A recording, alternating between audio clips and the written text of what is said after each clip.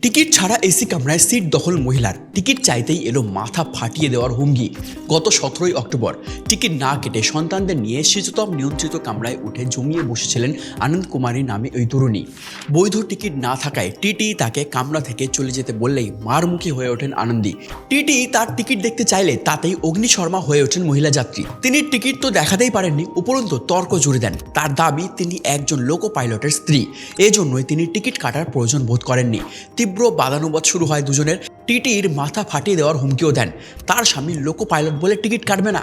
এই কালচারটা আমাদের দেশে বড্ড রয়েছে। চাচা বিধায়ক কথাটা তো শুনেছেন, সমস্ত অন্যায় করে যাবে কারণ হয় তার অমুক এলাকার কাউন্সিলর, সাংসদ, বিধায়ক বা আমার বাবা পুলিশ, আমার স্বামী উকিল।